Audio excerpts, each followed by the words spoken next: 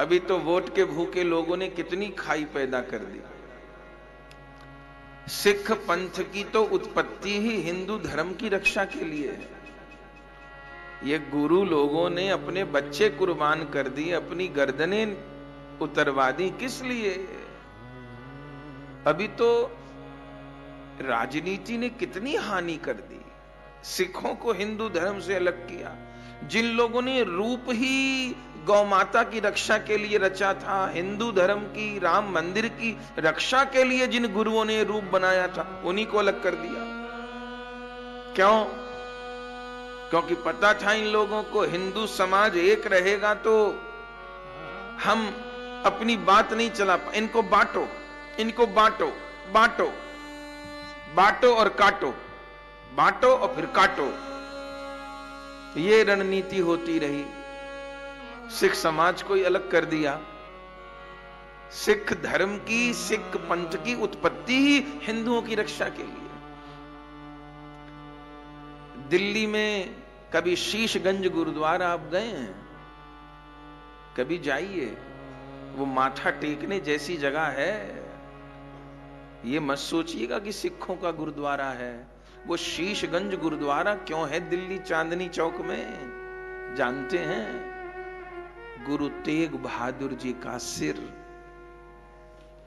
कलम किया गया था उस पापी औरंगजेब के द्वारा। क्यों किया गया था जानते हैं? कश्मीरी पंडितों पर जुल्म हो रहा था, कत्लेआम मचे थे, कोई सुनने वाला नहीं था। कश्मीरी पंडित लोग भाग करके एक दल गुरु तेग बहादुर जी के पास आया, ऐसे हम पे संकट आ रहा है, आप हमको बचाइए। गुरु तेग बहादुर तलवार लेके खड़े हो गए और कहा, मैं हिंदू धर्म पर आंच नहीं आने दूंगा।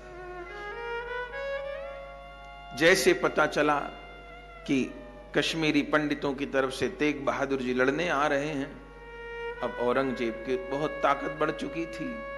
उसने यातनाएं देनी शुरू की। कितनी यातनाएं दी वो मुंह से कह नहीं सकते।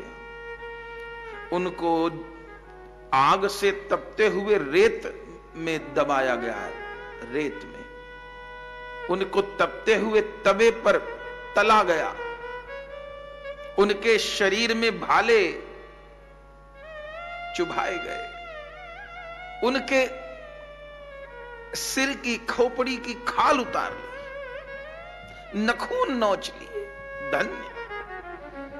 लेकिन धर्म का त्याग नहीं किया, राम नाम का त्याग नहीं किया।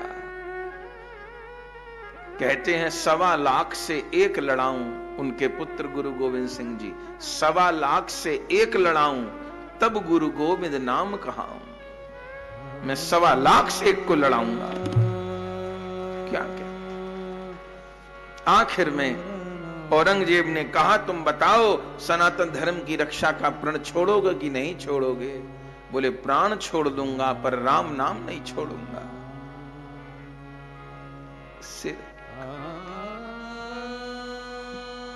इसलिए तो शीशगंज है।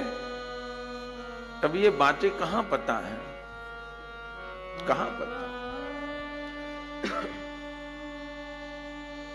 तो उन सिख गुरुओं का महान ग्रंथ, अरे इतने बड़े बड़े गुरुद्वारे हैं भैया, लाखों लाखों रुपया का चंदुआ लगा होता है, सोने चांदी के चमर ढुराए जाते हैं ग्रंथ के ऊपर।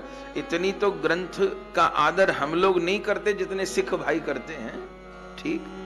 पर जिस ग्रंथ को प्रणाम कर रहे हैं, जिस ग्रंथ पर चमर ढुरा रहे हैं, उस ग्रंथ में लिखा क्या है जानते हैं? उस ग्रंथ में राम कृष्ण का नाम लिखा है। हमने तो एक बार पूरी गुरु ग्रंथ साहिब का पाठ किया, हमारे गुरु लोग आज्ञा किए, तो गुरुमुखी तो पढ़नी आती नहीं, तो हिंदी की मंगाई हमने पूरा ग्रंथ दिल्ली से, और पूरा एक बार पाठ किया। हम तो दंग रह गए। किसी की सुनी हुई बात नहीं कह रहे, अपनी पढ़ी हुई कह रहे हैं। 3 खंडों में हमने पूरा एक बार पाठ किया। क्या कहना, राम कृष्ण की लीला भरी हुई। सूरदास जी के पद, कबीर दास जी के पद, नामदेव जी के तो 61-62 पद हैं। खूब श्री कृष्ण की महिमा। गुरु गोविंद सिंह जी ने दशम स्कंद की पूरी लीला गुरुमुखी में लिखी है।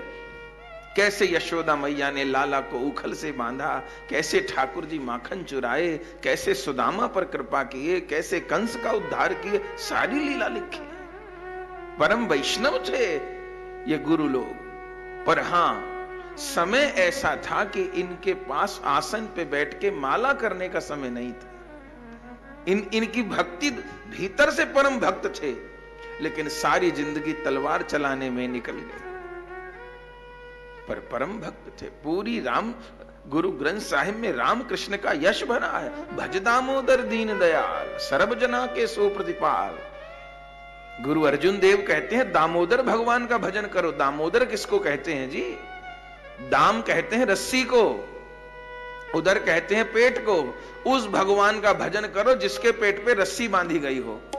आजकल के विद्वान कहते हैं कि गुरु ग्रंथ साहिब में तो निराकार का भजन बताया गया है। तो भैया निराकार के तो पेट ही नहीं होता तो रस्सी कहां बंधेगी उसके? जिसका आकार ही नहीं तो पेट भी नहीं होता, और पेट नहीं होता रस्सी कहां बंधेगी?